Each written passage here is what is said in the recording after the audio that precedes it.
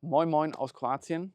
Heute sind wir in Vodice, einer kleinen Küstenstadt in der Gespanschaft Šibenik. Und heute wollen wir euch ein wunderschönes, großes Apartmenthaus mit einem schönen Pool angebunden vorstellen. Die Details und alles, was Preis etc. pp. Angeht, verraten wir euch zum Schluss. Kommt mit rein. Jetzt sind wir in dem Haus. Das ist die erste Wohnung, wenn man gleich reinkommt vom Eingang. Hier vorne links. Das ist jetzt die zweite Wohnung, die Hauptwohnung quasi. Jetzt fangen wir wieder mit dem Schlafzimmer an oder den Schlafzimmern. Das sind zwei an der Zahl. Kommt mit. Ein Schlafzimmer, um wieder eine kleine Orientierung zu haben. Ein Schlafzimmer ist, da ist wieder der Schuppen. Hinter mir ist quasi der Pool. Hier ist ein kleiner Kleiderschrank. Großer, genau. Wieder mit der Kreuzschaltung, angebunden mit einem kleinen Badezimmer, wieder mit Regendusche. Alles da, was man braucht. Jetzt geht es ab ins zweite Schlafzimmer, wieder mit einem Kleiderschrank. So, jetzt kommen wir zu dem Hauptbadezimmer mit einem Highlight, was nicht viele haben in Kroatien, eine Badewanne für die nicht so schönen Tage, die kalten, windigen, frösteligen Tage, dass man auch mal baden kann. Auch wieder Dusche, Regendusche. So, jetzt kommen wir nochmal zu dem Hauptbereich. Es ist auch wieder ein offener Wohn-, Ess-, Küchenbereich mit einer großen Kochinsel. Alles, was man braucht, mit dem Ofen, Kühlschrank, integrierten Kühlschrank. Hier kann man zur Terrasse und einen sehr großen, wie man sieht, wenn ich durchlaufe, einen sehr großen Wohnbereich. Und wir haben in der kleinen Wohnung sogar ein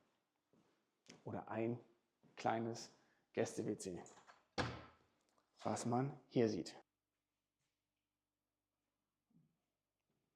Ja, und jetzt sehen wir uns oben im ersten Geschoss für die nächsten Wohnungen. Hier sind wir jetzt im Keller. Ich zeige euch einmal die Technik. Das wird bestimmt die Männer eher interessieren als die Frauen. Ich habe ja vorhin schon einmal erwähnt, so, jetzt muss ich am Lichtschalter suchen. Wo habe ich ihn versteckt? Danke, jetzt ist Licht aus. Hier, Mensch, Mirko. Hier sieht man einmal, es wurde sich euch Gedanken dabei gemacht, wie es angebaut worden ist, wie es geplant worden ist. Hier habt ihr einmal einen 1000 Liter Pufferspeicher für warmes Wasser. Hier sind die ganzen Umweltpumpen. So, der Name hat mir gerade gefehlt. Ist alles vernünftig beschriftet, alles vernünftig angebracht, alles in Reihe und Glied.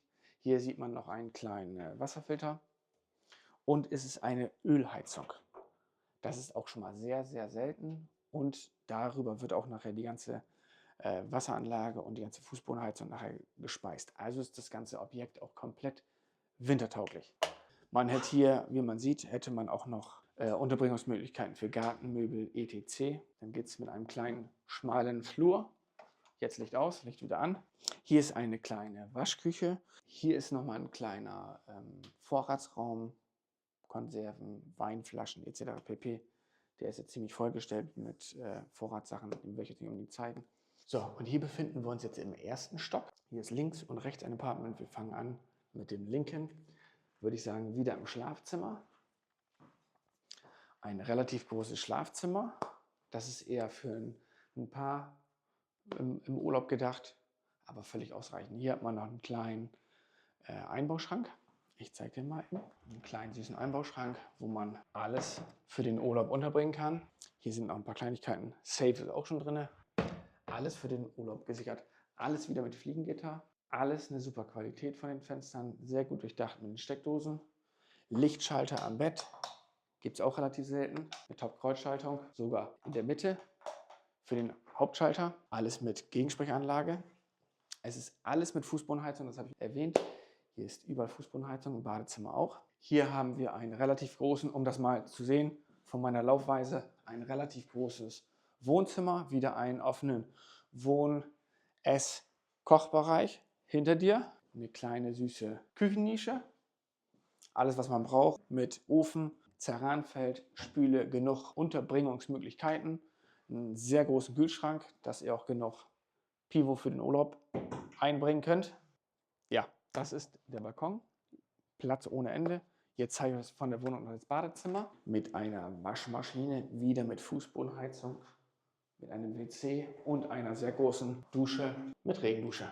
Das war Wohnung Nummer 3 und jetzt kommen wir zur nächsten. Das ist die Wohnung Nummer 4. Kommt rein. Ein Schlafzimmer mit einem schönen großen Kleiderschrank und hier ist wieder ein offener Wohn-Ess-Kochbereich. Wieder eine kleine süße Küche, die alles hat, was man für einen perfekten Urlaub braucht. Hinter dir ist das kleine süße Badezimmer. Klein, fein, alles was man braucht. Wieder mit einer kleinen Regendusche. So, und dann haben wir hier auch nochmal einen kleinen süßen Balkon, der hier ist, wieder mit Fliegengitter und wieder den Blick von hier oben auf den Pool. Sprungbereit. Nicht auf meine Empfehlung. So, kommt rein. Das war Wohnung Nummer 4. Jetzt geht es in Wohnung 5. Komm mit. So, jetzt befinden wir uns im zweiten Geschoss. Das ist eine Wohnung hier oben, eine relativ große. Das ist ein sehr schönes Apartment. Komm mal mit, ich zeige euch das. Hier rechts befindet sich das erste Schlafzimmer mit einem schönen großen Velux-Fenster, wie man hier sieht. Natürlich alles komplett mit Velux-Beschattung. Hier sowie hier. Also kann man nachts trotzdem super gut schlafen und ist auch öffnbar von hier. Außer das Element natürlich, das ist ein bisschen größer, das ist natürlich nur schwenkbar in dem Fall. Und noch ein kleines, süßes Schlafzimmer für die Kinder im Urlaub etc. pp. Auch mit einem kleinen Fenster nach vorne gesehen. Einer kleinen Nische, oh Vorsicht, schon wieder Kopf. Einer kleinen Nische und einer individuell gefertigten Tür für die Dachschräge. Passend.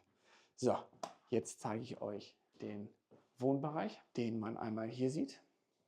Ein offener Wohn-Ess-Kochbereich. Es ist alles neu, es ist alles eine Saison bis jetzt erst genutzt worden. Man sieht es vielleicht sogar daran, dass noch Aufkleber dran sind. Es ist alles, es wirkt wie neu, oder? Mhm. Ja. Es riecht wie neu. Es riecht auch noch wie neu. Man sieht es an dem Stil, der Stil ist wunderschön, es ist sehr, sehr schön gemacht. Wieder eine Weiland-Klimaanlage, wieder ein Innenwandgerät, was man da oben sieht, genau. Und hier haben wir noch einen kleinen, wie sagt man normalerweise bei uns im Norden Deutschland, einen Lütschen-Abstellraum. Auch beleuchtet, aber man sieht schon, wie ich stehen muss. Klein, fein, aber es reicht. Dann haben wir noch ein kleines, schönes Badezimmer. Licht ist an. Mit einem WC, einem Waschbecken, einem Waschtisch und einem Spiegelschrank. Und hinter der Tür versteckt eine kleine, süße Dusche mit Gefälleestrich mit einer Regendusche, die oben aus der Decke kommt. Also Platz ist genug. Gut durchdacht, gut geplant. Hinter dir sieht man jetzt noch den Anschluss zur Waschmaschine. Und was ich sehr gut an diesem Haus finde, man sieht kein Außenwandgerät an der Fassade, weil es schön versteckt sind die Außengeräte. Ich finde, bei vielen Häusern ist es leider nicht so schön geplant, da diese, ich nenne sie jetzt mal hässlichen Außenwandgeräte an der Fassade hängen. Hier ist es gut durchdacht, man sieht es nicht. Ist ein toter Balkon, aber ist optisch gut versteckt. Und jetzt gehen wir nochmal auf den Balkon. Und wieder, man hört gar nichts. Es ist wieder eine Stille, es ist nichts. Da hinten befindet sich das Meer in dem Bereich. Und hier kann man auch von oben wunderschön in den Garten oder, wenn man sich traut, empfehle ich aber nicht, in den Pool zu springen von hier oben, was ein wenig zu hoch ist.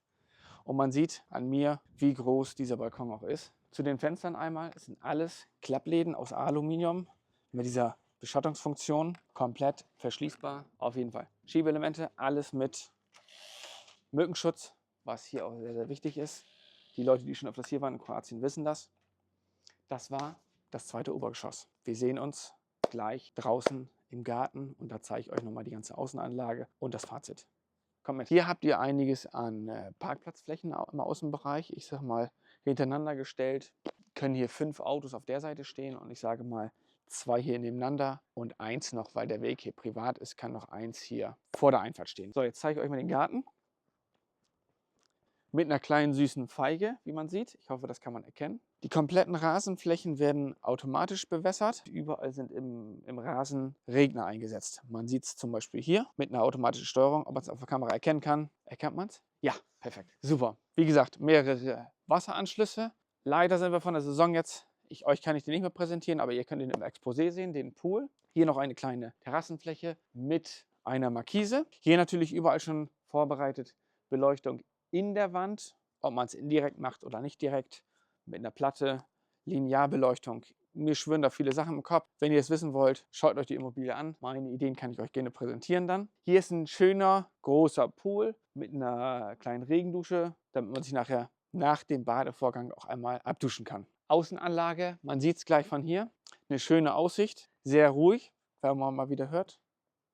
Man hört nichts. Wir sind hier ungefähr 900 Meter vom Wasser entfernt. Das werde ich aber dann noch einmal als kleinen Zeitraffer wieder mit einbauen, damit ihr wieder sehen könnt, wie weit der ungefähre Weg ist.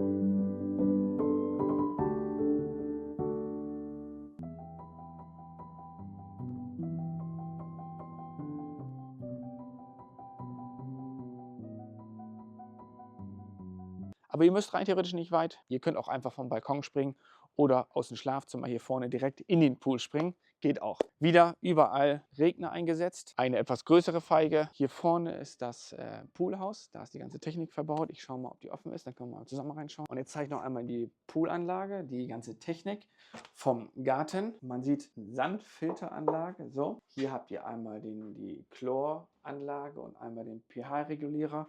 Das ist immer ein 2 pH-Senker, pH-Heber und einmal das Chlor, was zugesetzt wird. Und hier habt ihr nochmal die Rainbird-Steuerung, das ist quasi die Regnersteuerung, die könnt ihr programmieren und dann fahren die zu derselben Zeit immer wieder hoch, jeden Tag automatisiert. Ihr müsst nichts machen, läuft alles von selber.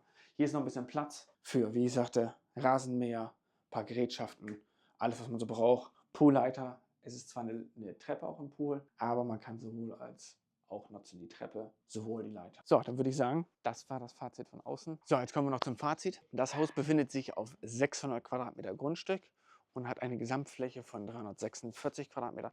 Ich persönlich finde, es wirkt eher größer als die 346 Quadratmeter. Es ist, wie man hier jetzt sieht, es ist kategorisiert. Es kann sofort vermietet. Man kann wohnen und Geld gleichzeitig mit verdienen. Man kann das quasi für sich selbst, wenn man es gut finanziert, trägt sich das Haus von selber. Falls ihr jetzt Fragen habt, schaut in die Videobeschreibung, dort findet ihr das Exposé, meine Kontaktdaten wieder, schreibt mir eine Nachricht, ruft mich an, stellt mir jede Frage. Ich bin jederzeit für euch da, auch wenn ihr das Objekt besichtigen wollt. Schreibt mir kurzfristig, ruft mich an, treffen wir uns hier und wir sehen uns. Vielen Dank fürs Zuschauen und schreibt in die Kommentare ein Moin Moin, wenn ihr bis zum Ende zugeschaut habt. Ich freue mich auf das nächste Mal. Bis dahin.